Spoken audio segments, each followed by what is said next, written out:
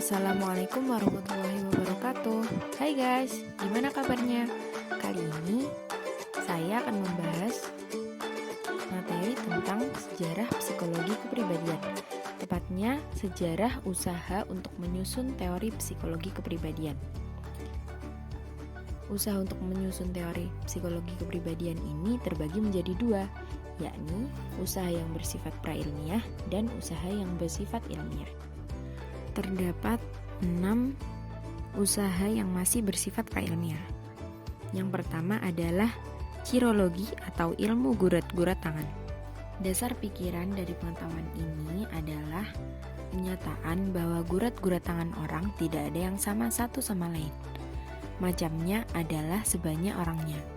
Ini pula yang menjadi dasar pikiran daktiloskopi atau ilmu sidik jari. Jika sekiranya orang dapat mengenal perbedaan-perbedaan serta sifat-sifat khusus gurat tangan tersebut, maka dia akan mengenal perbedaan-perbedaan serta sifat khas orangnya. Yang kedua adalah ilmu astrologi atau ilmu perbintangan. Dasar pikiran daripada ilmu perbintangan ini adalah adanya pengaruh kosmis terhadap manusia. Di saat seseorang dilahirkan, dia berada dalam posisi tertentu terhadap benda-benda angkasa. Jika sekiranya kita dapat mengenal perbedaan-perbedaan mengenai soal ini, dia juga akan dapat mengenal perbedaan-perbedaan serta sifat-sifat khas orang tersebut.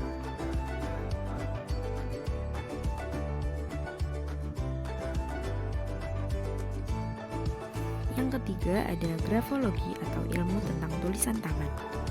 Dasar pikiran dari ilmu grafologi ini adalah segala gerakan yang dilakukan manusia merupakan ekspresi daripada kehidupan jiwanya.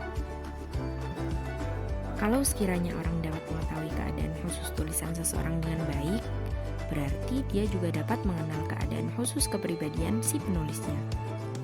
Yang keempat ada psiognomi atau ilmu tentang wajah. Dasar pikiran dari pengetahuan ini adalah keyakinan bahwa adanya hubungan antara keadaan wajah dan kepribadian.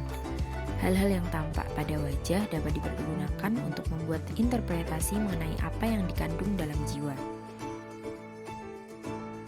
Contoh dari penggunaan ilmu ini adalah seperti keadaan dahi dan kening yang merupakan petunjuk untuk mengerti kecerdasan seseorang.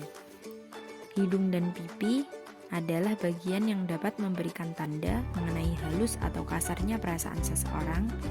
Mulut dan dagu dapat memberikan petunjuk tentang nafsu makan, nafsu minum, dan sebagainya. Serta mata adalah bagian yang mencerminkan seluruh kehidupan jiwa. Yang kelima ada prenologi atau ilmu tentang tengkorak. Dasar pemikiran dari ilmu prenologi adalah bahwa tiap-tiap fungsi atau kecakapan itu pusatnya berada di otak.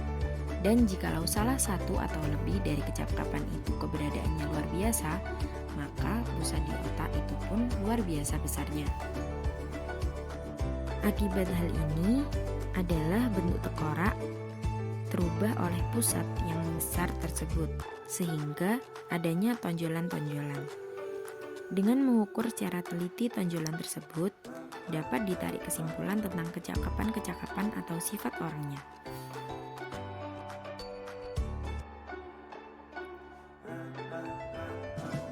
Yang keenam adalah oncologi atau ilmu tentang kuku. Kuku di ujung jari mempunyai hubungan yang erat dengan susunan syaraf serta cabang-cabangnya yang terhalus berujung di pucuk jari. Warna serta bentuk kuku dapat dipakai sebagai landasan untuk mengenal kepribadian orang tersebut.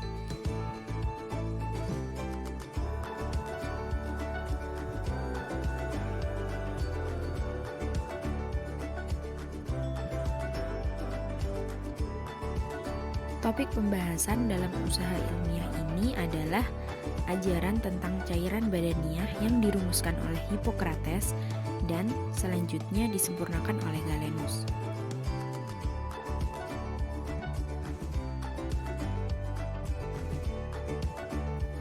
Hippocrates adalah bapak ilmu kedokteran.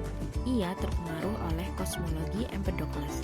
yang menganggap bahwa alam semesta beserta isinya tersusun dari 4 unsur dasar, yakni tanah, air, udara, dan api, dengan sifat-sifat yang didukungnya, yakni kering, basah, dingin, dan panas. Hippocrates berpendapat bahwa dalam diri seseorang terdapat 4 macam sifat dalam keadaan konstitusional yang berupa cairan dalam tubuh.